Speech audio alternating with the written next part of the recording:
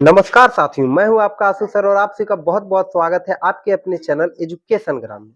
इससे पहले वाले क्लास में हम सभी लोग सबसे पहला क्लास था जो कि डे 1 का क्लास था, उसमें हम सभी लोग वास्तविक संख्या के बारे में समझे थे और क्या-क्या पढ़ना है वो सब चीज़ के बारे में डिस्कस कर लिए थे और उसी में हम लोग संख्या का जानकारी भी सीख लिए थे। उसके बाद फिर हम लोग डे 2 वाले क्लास में हम लोग जो है यूक्लिड विभाजन से हम लोग एचसीएफ सीखे थे, यूक्लिड विभाजन प्रमेय को सीखे थे। फिर हम लोग अभाज्य गुणनखंड से एचसीएफ और एलसीएम निकालने के लिए सीखे थे और उसी में हम सभी लोग सूत्र से भी एचसीएफ एलसीएम निकालने के लिए सीखे थे। आज का जो क्लास होने वाला है, इस क्लास में हम सभी लोग अपरिमेय संख्या को सिद्ध करने के लिए सीखेंगे, जो कि आप सभी का परीक्षा में बहुत ज्यादा पूछा जाता है। आप सभी का मैट्रिक वाला परीक्षा में संभवतः ये क्वेश्चन लगभग 90% चांस रहता है कि इस चीज से आपका क्वेश्चन एक ना एक चल ही आता है। एक ही क्वेश्चन आता है, 2 नंबर का आता है, वो आप सभी का हर साल आता ही है। तो आप सभी को अपरिमेय संख्या सिद्ध करने के लिए पहले सिखाएंगे। पहले पूछा जाता था वो एक इस प्रकार की संख्या पूछा जाता था। आप सभी को सिंपल कोई एक संख्या दे देगा, √3 एक अपरिमेय संख्या है। ठीक है, √3 एक अपरिमेय संख्या, इसको सिद्ध करके बताइए। ठीक है, तो पहले ये पूछा जाता था, हालांकि ये अभी भी पूछ सकता है, संभावना है। ठीक है, उसके बाद ये हम यहाँ पे जितना भी क्वेश्चन दिए है ना, ये सब जो है पिछले वर्षों में पूछा हुआ क्वेश्चन ही है और इसी के आधार पे हर साल पूछते हुए जा रहा है बिहार बोर्ड। अब देखिए 3 प्लस √5 ये भी हमारा अपरिमेय संख्या, इसको सिद्ध करने के लिए पूछेगा। उसके बाद इसी का माइनस रूप में एक सिद्ध करने के लिए पूछेगा। फिर एक 3 प्लस 2 √5 इसको सिद्ध करने के लिए पूछेगा। ठीक है, फिर या तो ये हमारा इसके ऊपर स्क्वायर दे देगा, फिर इसको पूछेगा। ठीक है, या तो फिर इस टाइप का, मतलब टोटल 1 2 3 4 5 6 टाइप से आप सभी के सामने जो है सिद्ध करने वाला क्वेश्चन अपरिमेय संख्या से मैट्रिक में पूछ सकता है। तो आप सभी लोग बिल्कुल धैर्य बना के रखिए। हम सभी लोग अभी पहला क्वेश्चन यानी कि सिद्ध करें कि √3 एक अपरिमेय संख्या है, इसको सीखेंगे। उसके बाद आप सभी को इसी के आधार पे या तो √3 दिया हुआ रहे या तो 5 दिया हुआ रहे, कुछ भी दिया हुआ रहे, आप आसानी से उसको बना लेंगे। तो पहले हम सभी लोग सीखते हैं कि सिद्ध करें कि √3 एक अपरिमेय संख्या है, इसको कैसे सिद्ध करना है। चलिए, तो सबसे पहला क्वेश्चन जो हमारे सामने है, क्या है, थोड़ा सा 1.5 ठीक है, क्या है मेरे सामने, सिद्ध करें कि कितना है, सिद्ध करें कि √3। चलिए, सिद्ध करें कि √3 एक अपरिमेय संख्या है, एक अपरिमेय संख्या है। चलिए देखिए, जो भी नए विद्यार्थी हैं बिल्कुल आसानी से समझेंगे। ठीक है, कोई ज्यादा इसमें झमेला नहीं लेना है कि हमसे नहीं हो रहा है या तो फिर हमसे होगा। ठीक है, बस आप सभी लोग इसको ध्यान पूर्वक देखिए, आप सभी को समझ में आएगा। ठीक है, ये पहला टाइप है। ठीक है, उसके बाद आप सभी को होमवर्क भी देंगे हम, जो कि आप सभी को घर में बना के आना है। देखिए, सबसे पहले यहाँ पे हम सभी लोग इसको क्या करने वाले हैं, सिद्ध लेंगे। अब देखिए, आप सभी को मैट्रिक में जो भी संख्या सिद्ध करने के लिए देगा, अपरिमेय संख्या सिद्ध करने के लिए देंगे, तो हम इसका उल्टा मान के चलेंगे। ठीक है, हम जो है √3 को परिमेय संख्या मान लेंगे। अगर ये मेरा परिमेय संख्या नहीं हुआ, अगर हम जो इसको परिमेय संख्या मानेंगे, अगर वो परिमेय संख्या नहीं होता है तो ये मेरा अपरिमेय संख्या होगा। जाहिर सी बात है, संख्या मेरा 2 ही प्रकार का हो सकता है ना, या तो परिमेय होगा या तो अपरिमेय होगा। हम ये √3 को परिमेय मान के चलेंगे। अगर ये परिमेय नहीं हुआ तो ये अपरिमेय होगा। चलिए, तो क्या करेंगे, लिखेंगे माना कि √3 एक परिमेय संख्या है, √3 एक परिमेय संख्या है। ठीक है, अब आप सभी लोग को पता है कि मेरा जो ये जो हमारा परिमेय संख्या होता है वो हमारा p/q के रूप में होता है, यानी वो बटे के रूप में होता है, फ्रैक्शन के रूप में होता है, जो कि आप सभी को पहला ही क्लास में हम सभी लोग जो है यहाँ पे हम जो है उसको डिस्कस कर दिए थे। ठीक है, तो उसमें कोई दिक्कत नहीं होना चाहिए। ठीक है, तो यहाँ पे हम लिख सकते हैं ना, क्योंकि √3 बराबर p/q लिख सकते हैं ना, p/q लिख सकते हैं ना, इसमें कोई दिक्कत नहीं। जहां ये p और q क्या है, जहां p और q पूर्णांक है, क्या है, पूर्णांक है, और मेरा q कभी भी 0 नहीं होगा। ये चीज आप सभी को बता दिए, तभी ना ये परिमेय संख्या होगा। पी भी मेरा पूर्णांक है, क्यू भी मेरा पूर्णांक है, जहां क्यू मेरा जो है 0 नहीं होगा। इतना चीज आप सभी को याद करना है। उसके बाद फिर क्या करना है, उसके बाद आप सभी लोग एक चीज ध्यान में दीजिए, उसके बाद फिर इसको क्या करना है, एक लाइन और लिख लेना है कि P और Q में कोई उभयनिष्ठ गुणनखंड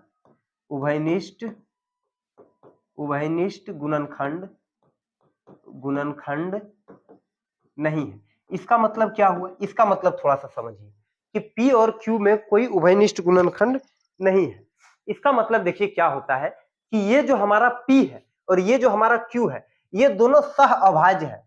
सह अभाज्य का मतलब कि इसका कोई ऐसा भी फैक्टर नहीं है जो इसको काट सकता है, नहीं इसका कोई फैक्टर इसको काट सकता है। मतलब मेरा बात को समझिए कि मान लीजिए 3/5 है, तो ये 3 और 5 सह अभाज्य है। देखिए इस तरह समझिए, मेरे पास एक यहाँ पे संख्या है, मान लेते हैं हम यहाँ पे 12 है, मेरा कितना है 12 है, और यहाँ पे 7 है। तो क्या ये 7 और 12 आपस में कटेगा? नहीं कटेगा। जब 7 और 12 आपस में नहीं कटेगा तो मतलब ये दोनों के बीच में कोई ऐसा कॉमन चीज नहीं है, कोई ऐसा कॉमन अंक नहीं है जो दोनों को काटता हो। तो इसी को बोलते कि ये दोनों में कोई उभयनिष्ठ अंक नहीं है। ठीक है, वही चीज यहाँ पे लिखें कि ये P और Q में कोई भी उभयनिष्ठ गुणनखंड नहीं। ठीक है, इतना चीज आप सभी को लिख देना है। फिर क्या करना है, ऐसी संख्या को सिद्ध करने के लिए फिर दोनों ओर वर्ग करने पर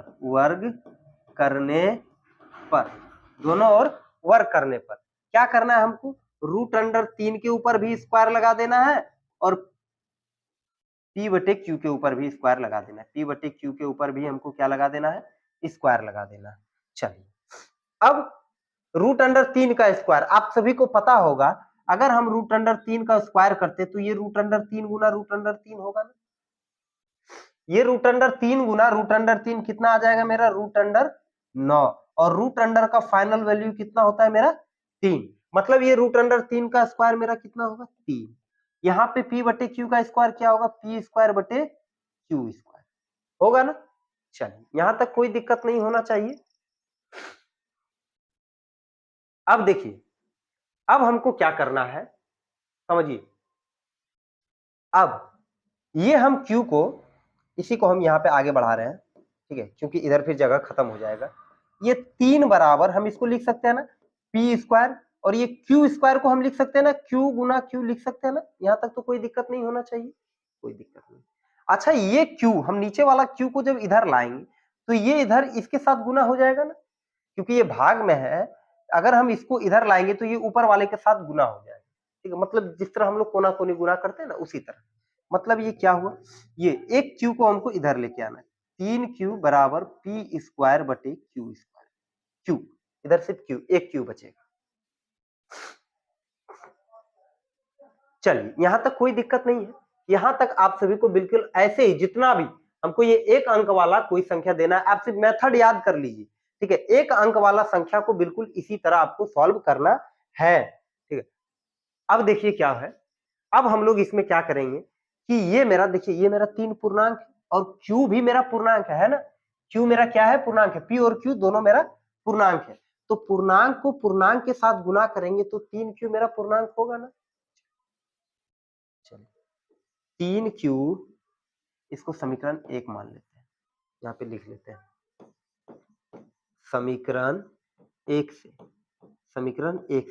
3 मेरा पूर्णांक है और Q भी मेरा पूर्णांक है। 3Q एक पूर्णांक है,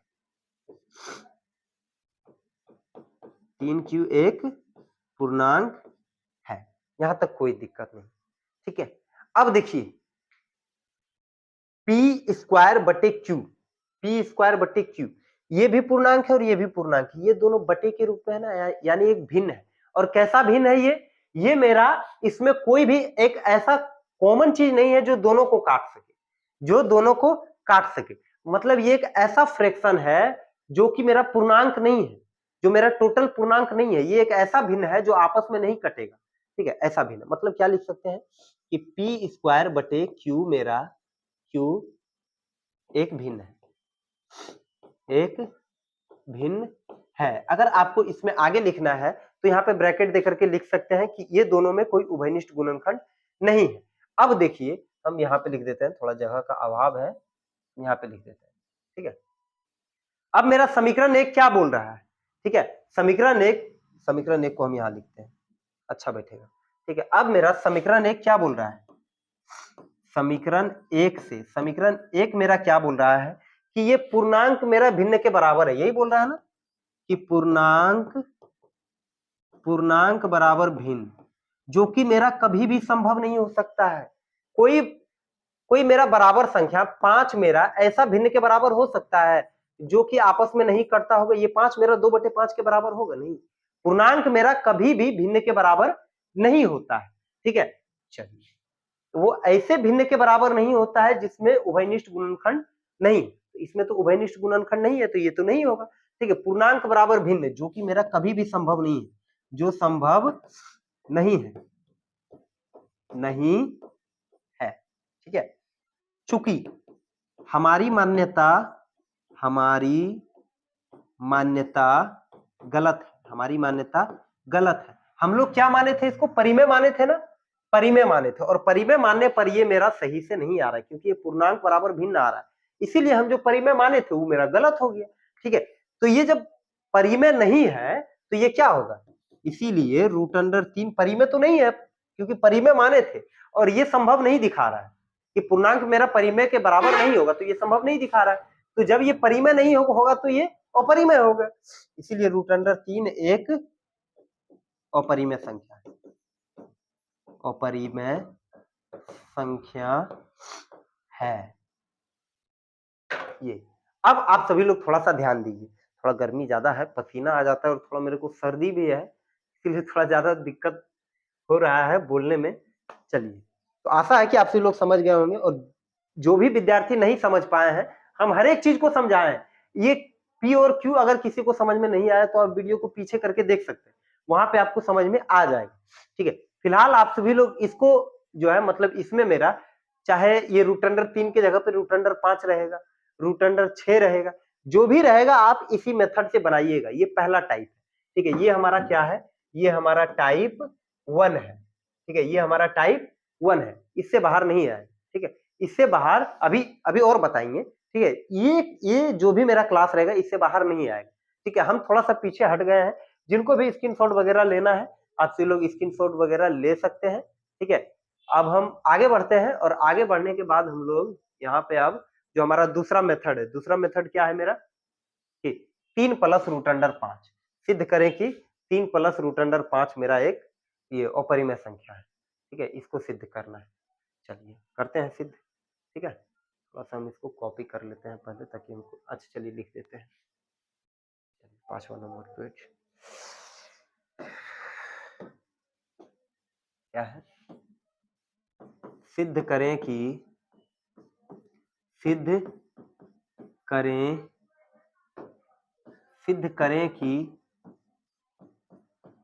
+ √5 एक अपरिमेय संख्या है, अपरिमेय संख्या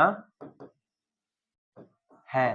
देखिए, जिस तरह हम प्लस वाला बनाएंगे बिल्कुल उसी तरह माइनस वाला बनेगा, आप सभी को कुछ दिक्कत नहीं होना चाहिए। चलिए, जो भी बताएंगे आप सभी को दिक्कत नहीं होना चाहिए। चलिए, हम क्या सीख रहे हैं, सिद्ध करें कि ये 3 + √5 एक मेरा अपरिमेय संख्या है, ये सीख रहे हैं ना। क्या करना है हमको, सिद्ध करना है। माना कि आप सभी को पहले बताए थे ना, माना कि 3 + √5 एक परिमेय संख्या, एक परिमेय संख्या है, यही माने थे ना। अब 3 + √5 मेरा किसके बराबर होगा, P/Q के बारे में, जहां P और Q पूर्णांक है, जहां P और Q क्या है, पूर्णांक है, जो कि आपसे को पहले ही समझा दिए थे। इस लाइन को पहले वीडियो को पीछे करके आप सभी लोग देख सकते हैं, गर्मी ज्यादा है, पसीना बहुत ज्यादा आ रहा है। जहां P और Q मेरा क्या है, पूर्णांक है, तथा P और Q में कोई उभयनिष्ठ गुणनखंड नहीं। इतना चीज तो आप सभी को सभी के साथ लिखना है। जितना भी आप सभी लोग सिद्ध कीजिएगा इतना चीज तो आपको लिखना ही पड़ेगा। अब देखिए, अब इसमें क्या करना है, हमको क्या बोल रहा है, 3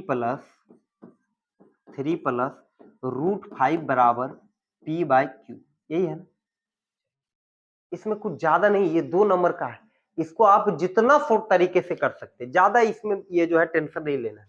चलिए, ये मेरा 3 इधर है, ये मेरा प्लस में है ना, जब 3 के आगे कोई चिन्ह नहीं है तो प्लस है, उस पार जाके क्या हो जाएगा, ये माइनस हो जाएगा।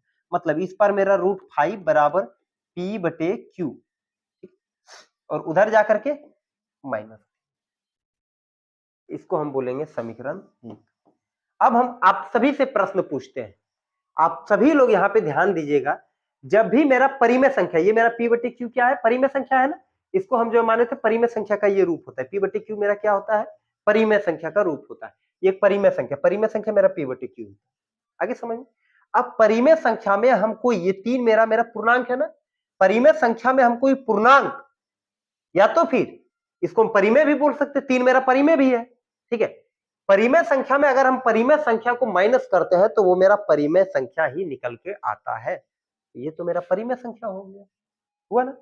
चलिए, और ये √5 मेरा क्या है, √5 हमको पता है कि जिस √, का हल नहीं निकले वो मेरा अपरिमेय संख्या होता है, ठीक है। तो ये √5 के बारे में मेरे को पता है, ठीक है। क्या है, √5 एक अपरिमेय संख्या, क्या है, अपरिमेय संख्या है। इतना चीज पता है ना, चलो पता है, कोई बात नहीं। अब हमको क्या है, ये P/Q -3 एक परिमेय संख्या है।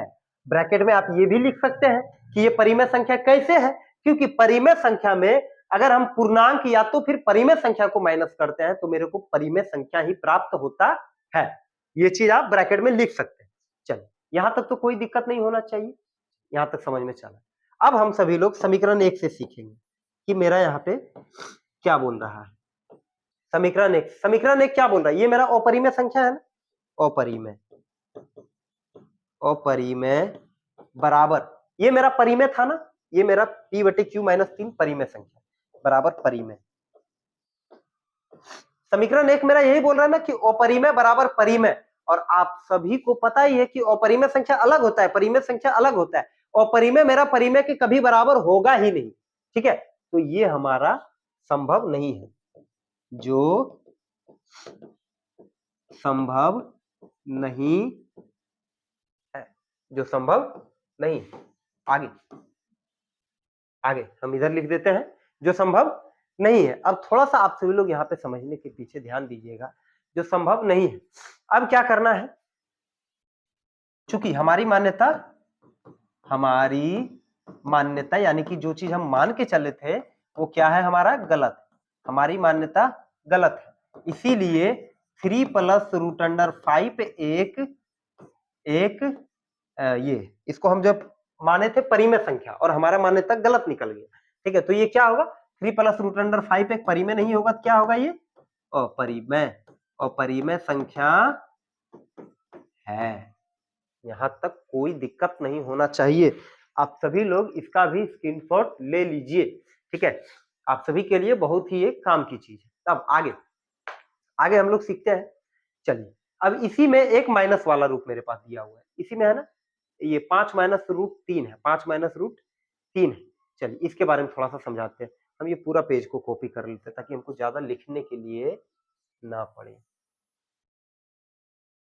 लिखना ना पड़े। ये पूरा है, इसको हम कर लिए कॉपी। टू मेनी ऑब्जेक्ट्स, भारी दिक्कत है, यही तो प्रॉब्लम है इसमें। चलिए ठीक है,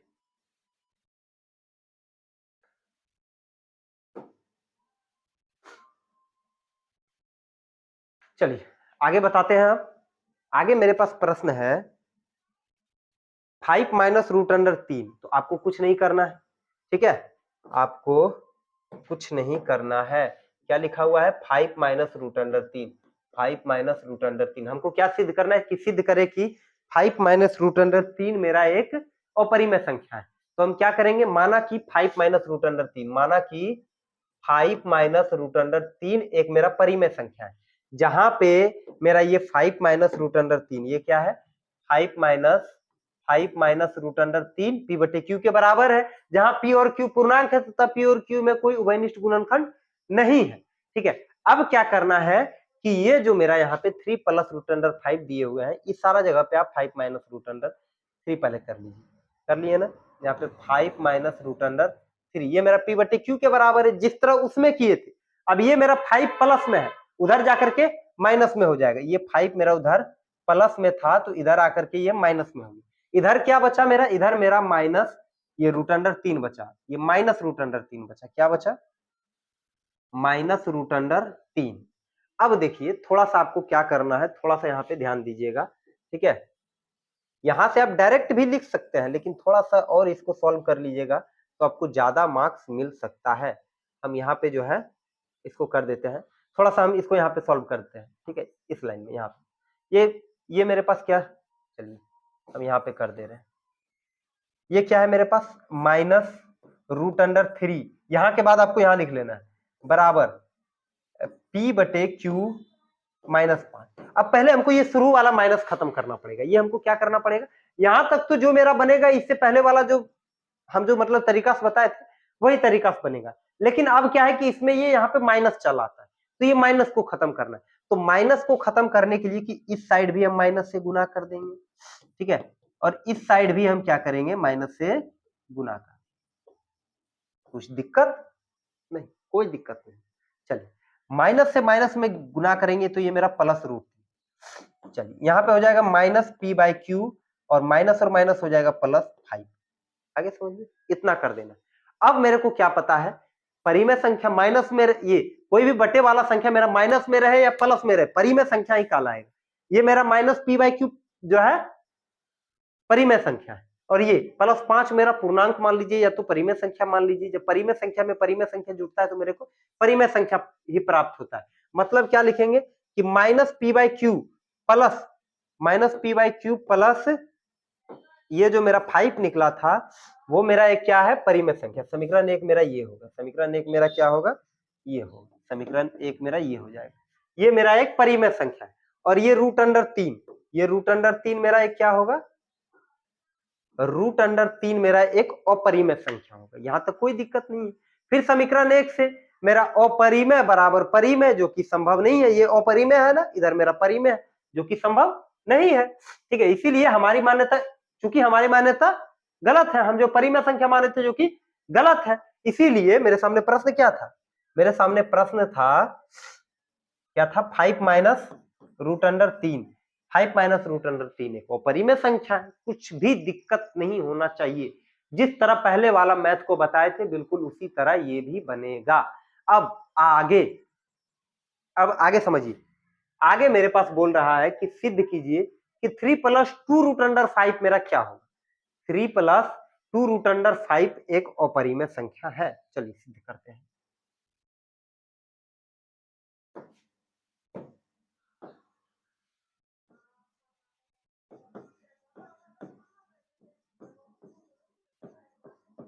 सिद्ध करें कि 3 प्लस 2 रूट अंडर 5 एक अपरिमेय संख्या है, एक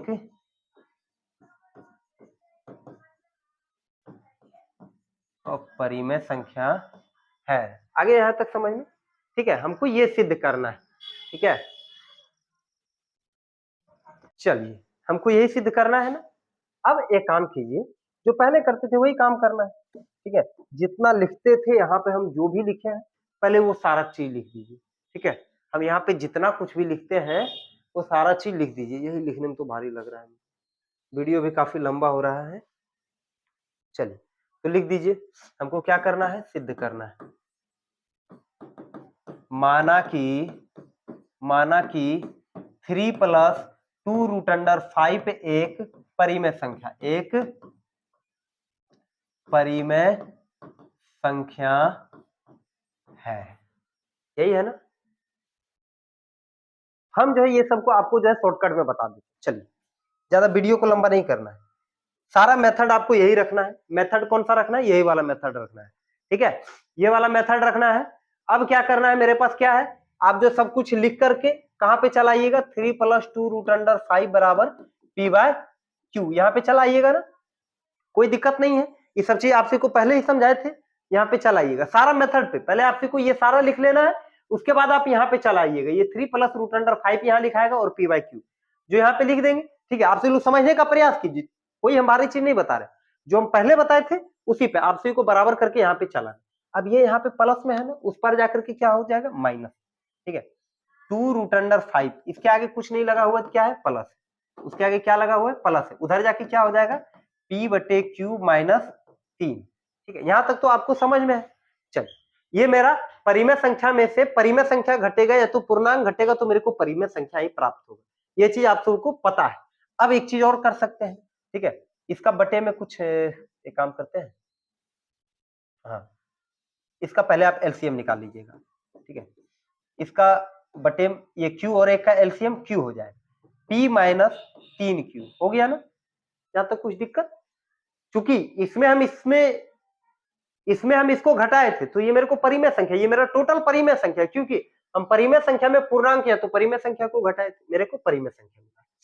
ये मेरा परिमेय संख्या है, इधर अभी हमको पता नहीं है क्या करेंगे। ये √5 इधर गुना में है ना, 2 गुना √5 इधर ही गुना में, उधर जाके क्या हो जाएगा, भागा हो जाएगा।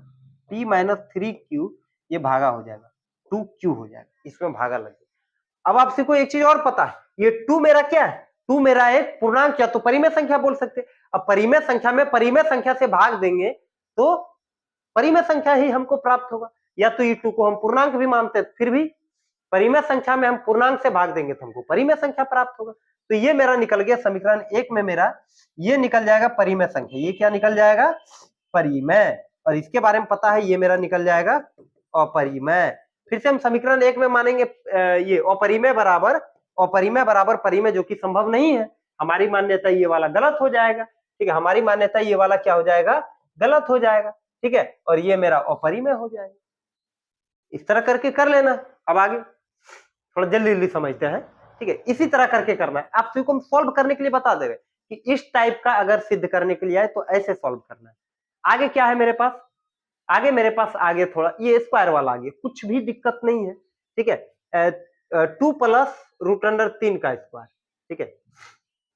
तो आप सभी को देखिए, आप सभी को सिद्ध करने से पहले थोड़ा सा ये लिख लेना है, 3 + √3 का स्क्वायर। आप सभी को ये a + b का होल स्क्वायर नहीं लग रहा है? इसका एक फॉर्मूला आता है, क्या आता है, a² + 2ab, यानी कि 2 का स्क्वायर प्लस 2ab + b², ये वाला फॉर्मूला आता है। बैठा देना, इसमें कोई भारी दिक्कत नहीं। 2 का 4 प्लस 2 दूनी 4 √3, ठीक है, प्लस √3 का स्क्वायर 3, 3 और 4 7 + 4 √3, 7 + 4 √3। अब आप ये वाला मैथ को देखिए, आपको ये सिद्ध नहीं करना था, आपको ये सिद्ध करना था, ठीक है। पहले हम इसको सिद्ध कर ले, पहले हम इसको यहां तक तोड़ के लेके चल आएंगे, उसके बाद हम लिखेंगे कि हमको ये सिद्ध करना है। आगे समझ में। अब हम मानेंगे कि माना ये 7 + 4 √3 मेरा एक परिमेय संख्या है। अब आप सभी लोग इस वाले चीज को देखिए और इस वाले चीज को देखिए, बराबर नहीं है, ये एक जैसा मेथड नहीं है। 7 + 4 √3, यहाँ पे 3 + 2 √5, एक मेथड पे बना देना है, उसी तरह बनाना है, कोई दिक्कत नहीं है। जिस तरह इससे पहले वाला बताए थे उसी तरह इसको भी बनाना है। चलिए, बस थोड़ा सा उलझा करके दे देता है। अब फिर क्या है मेरा, 3 √2 एक अपरिमेय संख्या, इसको भी बता देते हैं। क्या है मेरे पास, 3 √3 मेरा, यही है ना, क्या है, 3 √2 मेरा एक अपरिमेय संख्या। वहां पे जितना लिखते थे उतना लिख करके P/Q जिस तरह करते थे ना बराबर, उस तरह कर देना है। उस तरह करने के बाद क्या करना है, ये 3 इधर गुना में है, उधर जाके क्या हो जाएगा, भागा हो जाएगा ना। आप सभी को पता है ना, ये 3 मेरा पूर्णांक है या तो परिमेय संख्या है, कुछ भी बोल सकते हैं। परिमेय संख्या को परिमेय संख्या से भाग देंगे तो मेरे को परिमेय संख्या ही प्राप्त होगा। मतलब ये मेरा परिमेय संख्या, ये मेरा अपरिमेय संख्या। परिमेय अपरिमेय के बराबर नहीं है, हमारी मान्यता गलत है। जो हम यहाँ पे ये जो मतलब 3√2 को परिमेय माने थे वो गलत है, इसीलिए ये अपरिमेय होगा। ऐसे करके सॉल्व करना है। चलिए, यहां तक तो आप सभी को समझ में चल आया है। ठीक है, वीडियो काफी लंबा हो गया था, इसीलिए हम इस सब में जो है इसका परिभाषा नहीं लिखे थे। परिभाषा कुछ नहीं, परिभाषा आपको ये वाला लिख देना है और ये मेन रहता है। आप इसको सॉल्व करने के लिए सीख जाइए, बस आप सभी लोग सब कुछ सीख जाइएगा। ठीक है, ये 4 मेथड को आप सभी को अपने से घर में भी करके देखना है कि हमसे होता है या नहीं होता है। सबको किस तरीका से करना है वो तरीका को हम बता दिए। ठीक है, भाषा सब में सेम रहेगा, जो हम ये चीज लिखवाए थे ना, ये सब में सेम रहेगा। ठीक है, बस ये इसमें थोड़ा सा सिर्फ वर्ग करना पड़ता है दोनों साइड, और आगे वाला में वर्ग नहीं करना पड़ता है। ठीक है, इसमें वर्ग नहीं करना पड़ता, तो ये सब चीज आपको जो है ध्यान में रखना है।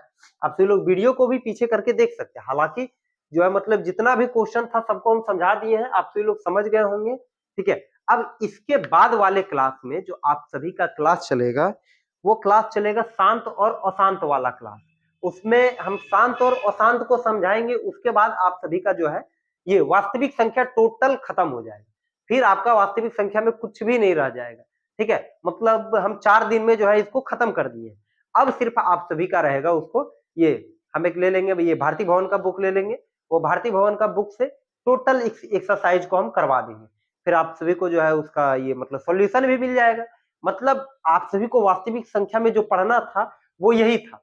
ठीक है, और हम एक चीज और सोच के रखे हैं, जैसे ही हम किताब को खत्म करवाते हैं, आप सभी को वास्तविक संख्या से लगभग 70-75 क्वेश्चन का हम एक ऑब्जेक्टिव टेस्ट ले लेंगे। मतलब यहाँ पे हम एक ऑब्जेक्टिव करवा देंगे 70-75 क्वेश्चन का। ठीक है, तो ये आप सभी को आज का क्लास पसंद आया होगा तो वीडियो को लाइक कर दे, और अपने दोस्तों के साथ जो भी इस बार बिहार बोर्ड मैट्रिक का परीक्षा देने वाले हैं उसके साथ शेयर कर दे। धन्यवाद, मिलते हैं अगले वीडियो में।